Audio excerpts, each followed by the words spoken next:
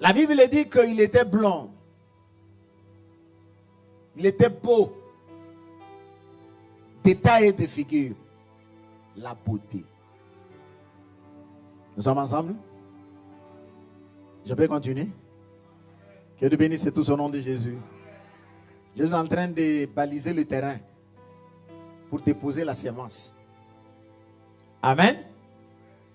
C'est pourquoi je vous dis que n'est pas se jouer de la beauté. Il y a des femmes ici. Il faut se faire toujours belle.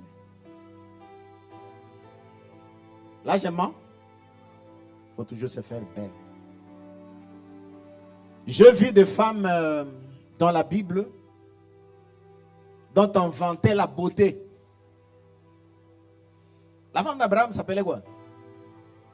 Sarah. La Bible dit qu'elle était belle de taille, belle de figure. C'est ça, non? Quand on parle de Rebecca, belle de taille, belle de figure. Elle dit, avant le mariage, demeure belle. Même pendant le mariage, reste belle.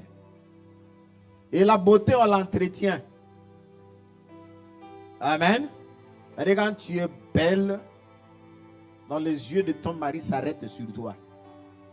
Quand il est même dehors, quand il regarde, non, ma génisse là, elle est la plus belle femme du monde. Amen. Je vois mes soeurs, je vous vois jolie, je vous vois belle. Que Dieu bénisse encore au nom de Jésus. Amen. Quand je rentre vers les hommes, vous savez que si Moïse n'était pas mort, c'était à cause de sa beauté. Moïse. Il est né. Sa maman le regarde comme ça. Non, non, non, non. Mon enfant est beau. Il ne mourra pas. Parce que l'ordre était donné de tuer tous les petits enfants. Mais la maman regardait. Non, non, non, non, non, non, non. Pas mon enfant. C'était à cause de sa beauté. Amen. Il faut toujours être beau. Donnez même des enfants beaux. Il faut même prier que Seigneur, quand je vais mettre au monde, il faut que mon enfant, que ma fille soit beau, qu'elle soit belle. Amen. Tu vois, même quand tu es gros, il ne faut pas chercher beaucoup de problèmes. Ah, les problèmes là affectent la vie de l'enfant. Parce que l'enfant, bien qu'elle est dans le ventre, elle suit. Quand tu te stresses, l'enfant sent cela. Et ça va avoir un impact sur sa croissance. Alors, David était beau. Il vient, son père lui dit, mon enfant vient, prends un peu de pain, prends un peu de fromage, va regarder tes frères s'ils sont en bonne santé. Prends aussi quelque chose pour donner au chef des milliers. Et le chef mérite les dons. Je me souviens très bien. Un chef mérite les dons. Comme votre pasteur ici, c'est lui le chef du peuple.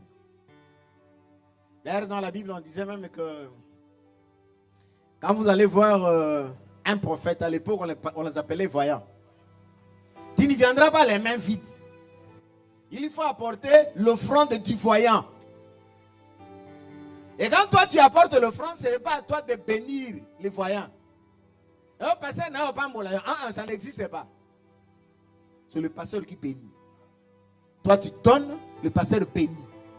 L'inverse n'est pas vrai. D'accord? Vous venez chez le pasteur, que Dieu te bénisse. Pas comme ça. C'est le pasteur qui te bénit. Parce que la Bible dit, c'est l'inférieur qui est béni par le supérieur. C'est la Bible. Amen. Nous sommes ensemble? Je parle bien? Que Dieu nous bénisse tous au nom de Jésus. David arrive. Quand il arrive comme ça, directement, il voit l'homme se présenter. Il laisse ses bagages avec celui qui l'accompagne. Ah bon? Saül lance les défis. Donnez-moi un homme, je vais combattre contre lui. S'il me bat, nous deviendrons vos esclaves. Si moi je le bats, vous deviendrez nos esclaves. Ah bon? David a commencé à se renseigner. Il dit, mais celui qui va tuer cet homme, qu'est-ce qu'on fera de lui? Tout travail mérite un salaire. Amen. Même la Bible dit, l'ouvrier mérite son salaire. Il a commencé à poser la question. Il arrive ici. Celui qui va tuer ces messieurs-là, qu'est-ce qu'on fera de lui? Il dit, il deviendra gendre du roi. Ah bon? Et le roi fera affranchir la maison de son père. Vous comprenez? C'est-à-dire, il est libéré et il deviendra gendre. C'est-à-dire, le roi lui donnera sa fille. Bokilo est un roi. Il s'informe presque auprès de beaucoup de gens. Les grands frères le voient et disent, petit, yo, qu'est-ce que tu es venu faire ici? Je connais ton orgueil. C'est seulement pour voir la guerre que tu es venu ici. Qu'est-ce que moi j'ai fait? Ne pouvais-je pas parler de cette manière? Alors, quand David a répondu, on va aller informer le roi. Et il y a un garçon qui est venu ici. Il dit que lui, il est capable de combattre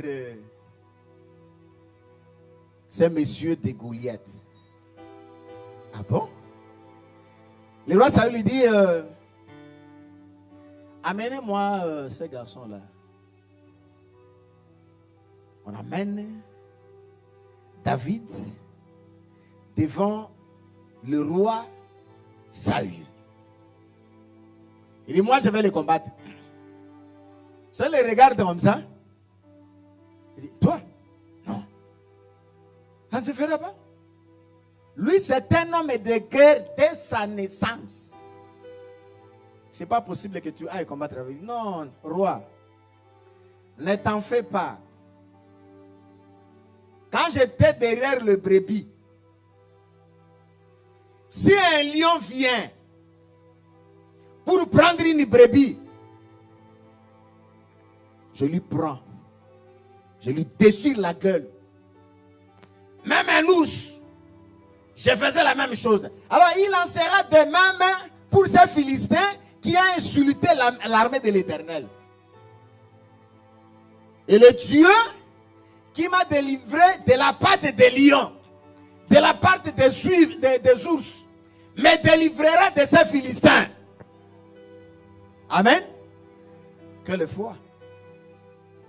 C'est-à-dire, dans tout Israël, personne n'a pris le courage d'aller combattre Goliath. Mais lui, ce jeune-là, il se pointe. Et nécessairement, parce qu'il ne devait pas mourir. Hein.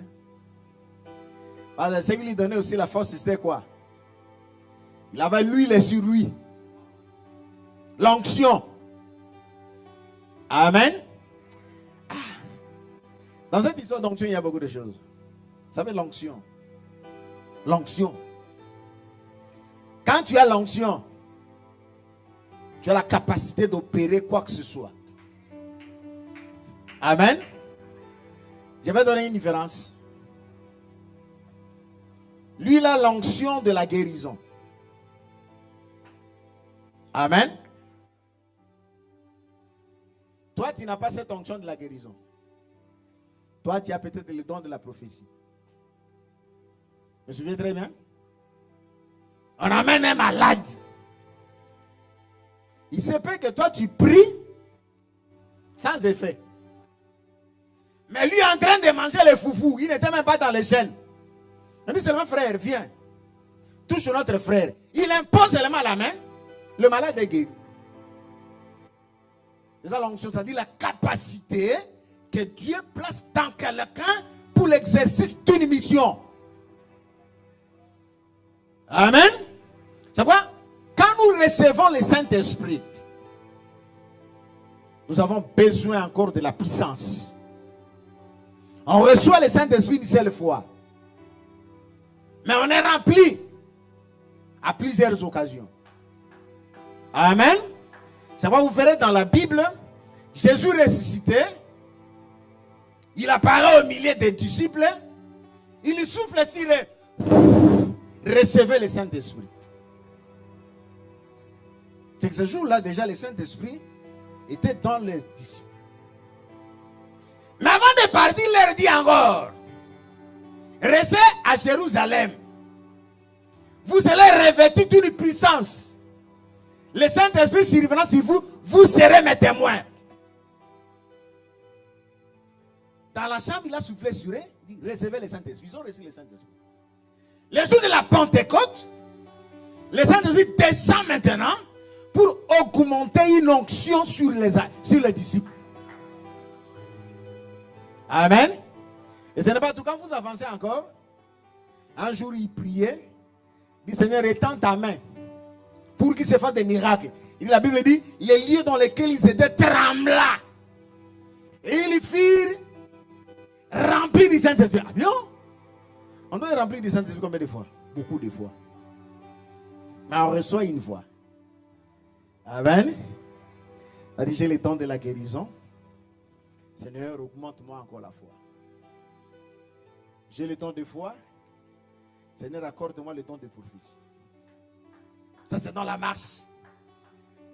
Donc, soyez encore remplis davantage. Que la puissance du Saint-Esprit soit en vous au nom de Jésus. Amen. Je voudrais que vous soyez forts. Je voudrais que vous soyez puissants. Suivez très bien la parole. Amen. Quand David a parlé de cette manière, Saül était convaincu.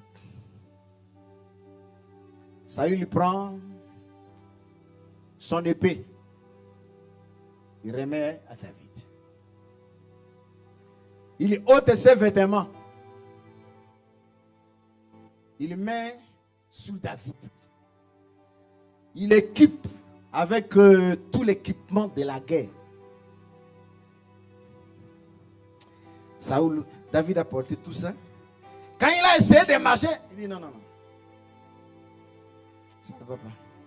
Je ne peux pas combattre avec ça. Parce que je ne me suis pas accoutumé. Alors, j'ai fait marche arrière. Vous savez, Saül, en enlevant ses vêtements, c'était une passation de pouvoir. Vous comprenez très bien. Donc, Saül s'est dépouillé pour dire qu'aujourd'hui, ma royauté prend fin. Toi, c'est la continuité. Parce que les vêtements, c'est les œuvres. C'est-à-dire les œuvres que moi, j'étais appelé à accomplir sur Israël. Toi, tu continues avec ces œuvres. Donc, Saül se dépouille de son pouvoir. Il le remet à David.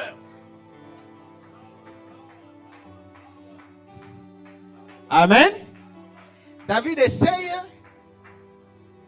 Il dit non, je ne me suis pas accoutumé. Ça veut dire quoi? Saül, mon heure n'est pas encore là. Amen. Mon heure n'est pas encore là. Est-ce que je serai loin, mais pas maintenant? C'est-à-dire, lui, il est pasteur. Toi, Dieu te donne aussi la grâce des pasteurs. Et il faut venir. Ôte-toi, pasteur, parce que moi aussi, j'ai déjà reçu le ministère. Ôte-toi, moi je vais y mettre. Non. Je vais entendre mon temps.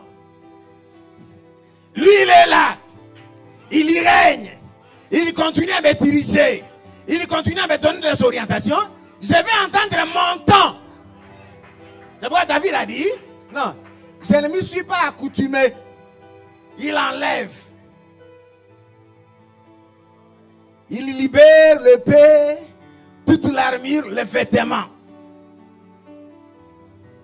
Il prend seulement son bâton. Hier, nous avons parlé du bâton. La verge. On va dire la verge, c'est la puissance. La verge, c'est le nom. La verge, c'est l'épée. Il prend son bâton de berger.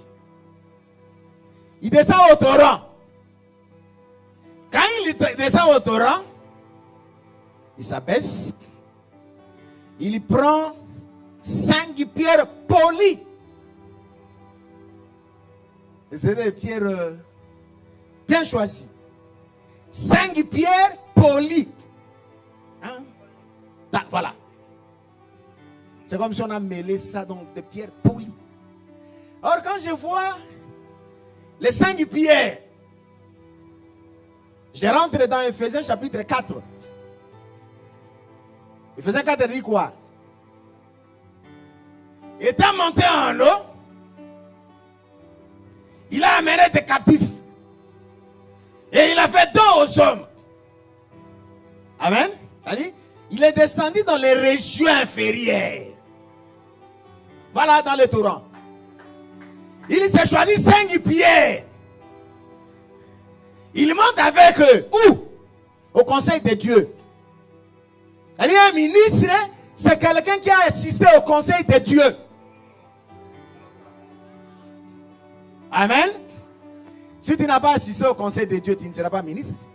Qu'est-ce que tu viendras parler? Ici, le ministère, nous sommes en train de répéter ce que nous avons entendu auprès du Père. Si tu n'as jamais entendu le Père, tu vas répéter quoi? C'est pourquoi quand j'ai dit ces choses, vous vous rappelez. Parce que nous venons de l'éternité. Ici, nous sommes sur la terre. Nous allons rentrer en éternité. Alors, ces choses-là, vous aussi, vous les aviez écoutées. Mais vous les avez oubliées. Mais quand le ministre tient ici, il vous rappelle, ça vous monte à l'esprit. Nous avions entendu ces choses-là quand nous étions auprès du Père. Si tu n'as pas été au conseil de Dieu, tu ne comprendras pas ces choses. Mais vous êtes les bien-aimés de l'Éternel. Vous avez été à l'éternité et vous rentrerez en éternité. Il prend 5 pierres polies. Étant monté, il a fait des dons. Il a fait les uns comme apôtres, comme un prophète, comme évangéliste, comme pasteur et docteur. Il dit, tous ces ministères-là, c'est Christ lui-même. C'est pourquoi on dit comme. Et lui-même est le bon berger. Et il fait des autres comme de berger. Lui-même est comme le véritable apôtre. Parce que l'apôtre, c'est un envoyé. Il a fait aux autres comme des apôtres. Lui-même est le vrai évangéliste. Il fait les autres comme des évangélistes. Lui-même est comme le véritable docteur. Lui, quand il parlait, les gens l'ont entendu dire, jamais homme n'a parlé comme cet homme. On envoie les gens pour l'arrêter. Bon, ils ont commis l'erreur. Au lieu de mettre la main directement sur lui, ils se tiennent d'abord là en train de l'écouter. Ils sont écoutés. Jamais homme. On a entendu des hommes, mais pas celui-ci. Quand ils ont dit, mais comment vous l'avez pas amené? Non. Parce qu'il était lui-même la parole. Amen. Il prend 5 pierres polies, il les met dans sa gibecière. Il se met maintenant en marche. Il commence à marcher. C'est-à-dire, pour la première fois, Goliath te regarde au loin. Oh, comment? Quelqu'un vient, il le regarde,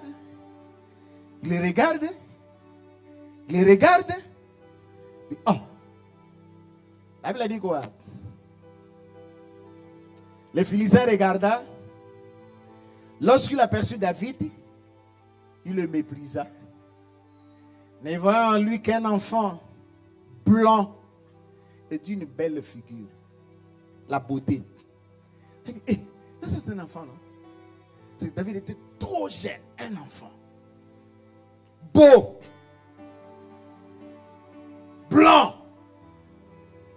elle te figure. Ah!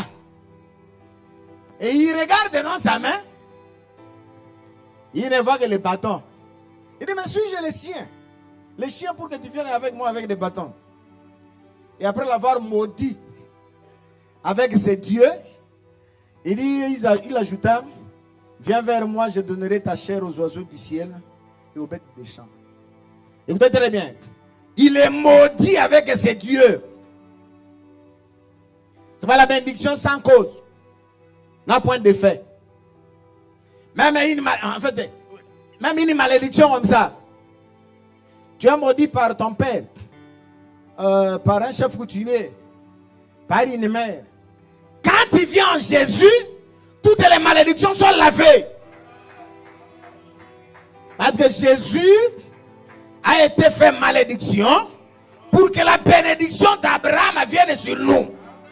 C'est pourquoi tout mauvais rejeté sur toi. Toute malédiction prononcée sur toi, je l'annule au nom de Jésus. Maintenant, marche comme un homme est béni, comme une femme est bénie. Sans malédiction. Aucune de ces paroles n'a d'effet sur toi. Amen. Ah. Il était trop sérieux. J'ai livré des grands combats. Mais un enfant comme ça, qu'est-ce qu'il va faire devant moi? Il dit, viens, je vais donner ta chair aux oiseaux du ciel. Allez, écoutez maintenant les paroles qui me donnent beaucoup de joie. Amen. Des paroles pleines de conviction. Amen. David était un homme de foi. Lorsqu'il a parlé à Israël, ne vous découragez pas à cause de cet homme. Le découragement, c'est l'arme redoutable de l'ennemi. Hein? Nganga, il est terrible. N'osez pas. Ne te décourage pas devant les nganga. Ne te décourage pas devant les marabouts. Ne te décourage pas devant qui que ce soit. Il prit la parole. Dit, tu marches contre moi avec l'épée. Et Goliath, malgré sa taille qui s'imposait, il avait l'épée. La lance. Il a la lance. Il a l'épée. Il a le javelot. Même un homme. Et comme toute cette armure-là était encombrant, il avait même quelqu'un devant lui qui portait son bouclier. Il dit, et moi, alléluia, et moi, je marche contre toi, au nom de l'Éternel des armées. Répète avec moi, esprit mauvais, je marche contre toi, au nom de Jésus de Nazareth. Amen. Amen. La Bible dit, il écrasera l'ennemi Satan sous vos pieds. Même Jésus au retour de ses disciples, quand ils ont dit, les démons même nous sont soumis, il dit, je voyais Satan tomber du ciel comme un éclair. Devant toi, lorsque Satan se dresse, qu'il tombe comme un éclair. Amen. Au nom de Jésus de Nazareth. Amen. Amen. Devant l'Éternel des armées, les dieux de l'armée d'Israël que tu as insulté. Dieu n'aime pas qu'on l'insulte. Quand tu es devant quelqu'un qui insulte Dieu, sois encore revigouré. D'ailleurs, maintenant, comme il insulte le nom de l'Éternel, quoi qu'il en soit, quoi qu'il arrive, Dieu se tiendra debout, il combattra pour moi. Amen. Il dit aujourd'hui, l'Éternel te livrera entre mes mains. Ça, c'est une parole pleine de foi. La Bible dit, j'ai cru, c'est pourquoi j'ai parlé. Amen. Amen. La force que Dieu nous a donné, c'est la parole. Amen. Devant un démon, il faut parler. Devant une attaque, il faut parler. Il faut confesser la positivité. Tu ne me gagneras pas. Amen. Tu n'auras rien sur moi. Je marcherai sur toi. Amen. Tu seras détruit devant moi. Amen. Tu échoueras devant moi. Parce que celui qui vit en moi est plus fort que celui qui est en toi. Amen. Amen. Il dit, je t'abattrai. Je te couperai la tête. Quelle foi ça. Aujourd'hui, je donnerai les cadavres des camps des Philistins aux oiseaux du ciel et aux animaux de la terre. Et tout est la terre. Istanbul, en Turquie, en Égypte, au Congo, en Angola, aux Amériques. Tous connaîtront qu'Israël a un Dieu. Amen. Mais ce qui me fait la joie aujourd'hui, le Dieu là d'Israël, parce que c'est le vrai Dieu. À cause de l'incrédulité d'Israël, il a tourné le dos à Israël. Il me regarde moi. Il me regarde face à face. C'est lui mon mari. C'est lui mon époux. Que Dieu bénisse tout son nom de Jésus. Il dit, toute cette multitude saura que ce n'est ni par l'épée, ni par la lance que l'Éternel sauve. Car la victoire appartient à l'Éternel et il vous livre entre nos mains. Amen. Nous avons même vu hier que la délivrance appartient à l'Éternel. Même ici, il vient le dire, la délivrance appartient à l'Éternel. Alors, aussitôt que le Philistin s'est mis en mouvement, il dit, bon, je vais écraser ce petit-là. David dit plein de fois. Non, je me dis qu'en ce temps-là, tout Israël mettait sa main sur sa poitrine. Ouais, si David échoue, c'est notre échec. Qu'est-ce que je vais dire? Il y a une pensée qui me vient à l'esprit. Un leader, on le protège.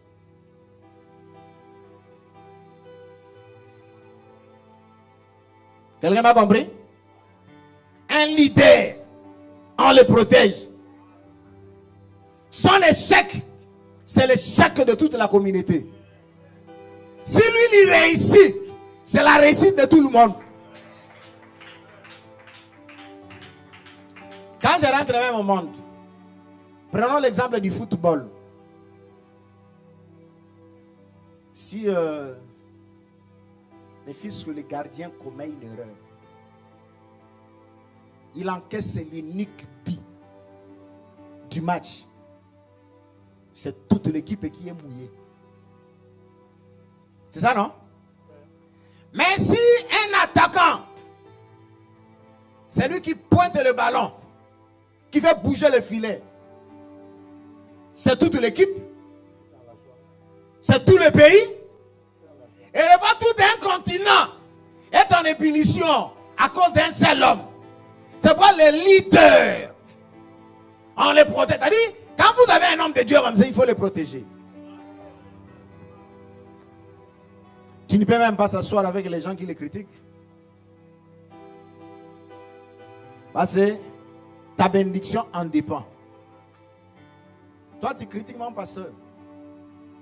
C'est lui qui prononce la bénédiction sur moi. Et tu veux que je mange avec toi? Non. Je t'abandonne. C'est ça le principe. D'accord? Si tu ne comprends pas aujourd'hui, tu comprendras ces choses au fil du temps. Alors, qu'est-ce que David fait? Quand le Philistin s'est mis en mouvement, David commence à courir. Très déterminé. Il met la main dans sa gibecière. Il sort une pierre. Alors je me suis posé la question, quand il a retiré la pierre, une pierre, Il était resté combien dans la gibecière? Rien. Il a mis 5 pierres. Or, j'ai dit que les pierres là, ce sont les 5 dons ministériels.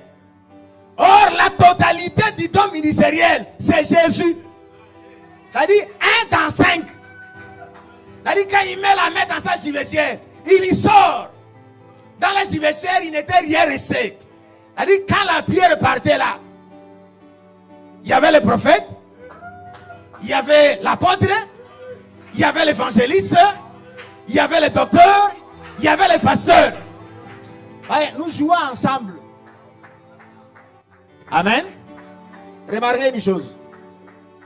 Vous savez, les apôtres disent souvent que c'est eux le propriétaire du fondement. Parce qu'il a dit que les apôtres, c'est eux qui posent le fondement. C'est-à-dire, le fondement appartient aux apôtres. Mais moi, je dis que le fondement appartient à tout le monde. Comment ça? Vous savez, excusez-moi. Prenons que c'est ça la pierre. L'apôtre vient, il y pose la pierre. C'est eux qui posent la pierre. Amen. Le prophète arrive. Quand les gens ne voient pas, il vient, il y révèle la pierre. Ça, c'est le prophète. Parce que lui, il marche avec la révélation. Amen. L'évangéliste arrive. Il y prend la même pierre. Il l'amène au peuple. Il dit, voilà la pierre qui sauve. Elle est là, c'est Jésus de Nazareth. Amen. Docteur. Le docteur, quand lui, il arrive, il vous explique la pierre. Qu'est-ce que la pierre? La pierre dont vous voyez ici, c'est Jésus de Nazareth. Amen. Alors quand le pasteur vient, lui, il vient maintenant protéger. Il vient garder. Il vient sécuriser la pierre. Qu'il est béni à tous au nom de Jésus. C'est pourquoi je dis que quand il a mis la main dans sa gibecière, il retire la pierre. C'était 1 dans 5, donc 5 dans 1. Avec sa fronde. Ouah! La pierre va trouver Goliath dans les défauts de sa cuirasse. Le géant homme, Goliath, il tombe par terre. Amen. Il tombe par terre. David qui n'avait pas d'épée, il vient, il tire l'épée de Goliath. Il coupe la tête de Goliath. C'est pourquoi la Bible dit, toute arme forgée contre toi sera sans effet. L'arme par laquelle tu es combattu, tu utiliseras la même arme pour neutraliser l'ennemi. Au nom de Jésus. Que l'ennemi de ta vie soit neutralisé. Au nom de Jésus. Que celui qui en fait à ta vie, qu'il soit renversé. Au nom de Jésus. Que le collier de ta vie soit ton marchepied. Amen. Il coupa la tête du géant Goliath. Il souleva la tête. Et ce que David avait retiré, c'était quoi? Rien que la tête et l'épée. Il marchait comme ça. Il tenait la tête d'une main et l'épée d'une autre main. Il marchait comme ça. Vous comprenez très bien. Donc, le preuve. Et pendant ce temps-là, ça nous pose la question. Cet enfant, de qui est-il? Amen. Vous savez, quand vous allez même quelque part, Vous sentez bien. On va vous dire que ça c'est l'enfant de qui? Il dit c'est l'enfant de David du Pacha. Ah bon? Il a formé des bons chantres comme ça. Quand vous parlez bien, toi tu suis l'enseignement où je suis dans le pied de David du Pacha. Ça fait son honneur. C'est en ce moment-là, David était déjà auprès de Saül. Il pouvait le connaître très bien. Parce que lorsque Saül ne se sentait pas bien, lui il jouait à la harpe et les mauvais esprits se calmaient et lui il se sentait bien. Mais ce jour-là il a oublié. Oh. Et ça m'a petit ouana. Amen. Et ça m'a petit Esaïe. Est-ce la même personne? Oui, c'est lui. Et quand il se présente devant Goliath, il avait la tête de Goliath et il avait le paix de Goliath en main pour montrer la preuve. Et ce jour-là, c'était la défaite totale des Philistins. Je voudrais qu'une défaite sanglante Au nom de Jésus. soit dans le camp de Au l'ennemi. nom de Jésus-Christ. Que l'ennemi échoue. Qu'ils échouent au nom de Celui qui Jésus. bloque ton Au nom de Jésus, qu'il tombe. échoue. Échoue au nom de Celui qui Jésus. bloque ton avancée. Yes. Qu'il échoue. Amen. Et que le chemin soit libéré. Amen. Que le chemin soit balisé. Amen. Au nom de Jésus de Nazareth. Amen, amen, amen, amen. Vous savez, la Bible dit, quoi que vous fassiez, en parole ou en œuvre, faites tout au nom de Jésus de Nazareth. C'est le nom qu'il faut utiliser. Le nom de puissance. Devant ce nom-là, le démon tremble. Devant ce nom-là, la sorcellerie est désarmée. Devant ce nom-là, les marabouts ne fonctionnent pas. Quand tu arrives comme ça, tu dis, hey, qui est celui que tu as amené? Oh non, aujourd'hui je suis de mauvaise humeur. Rentrez, je ne travaille pas aujourd'hui. Parce que toi tu es là. Parce que tu as le signe de Dieu. Amen. Et le signe de Dieu c'est quoi? C'est la présence du Saint-Esprit en toi. C'est un gage que Dieu a mis en toi. La victoire par le seul nom de notre Seigneur Jésus. Mettez-vous debout. Mettez-vous debout. Maintenant, tu vas prendre la pierre. Yes. Au nom de Jésus. La pierre que David avait ramassée du fond du torrent. Et c'est avec cette pierre qu'il a terrassé l'ennemi Goliath. Voici comment ça fait tomber la maladie. Fais de ça ta prière au nom de Jésus. Dis que le Goliath qui me bat la route tombe.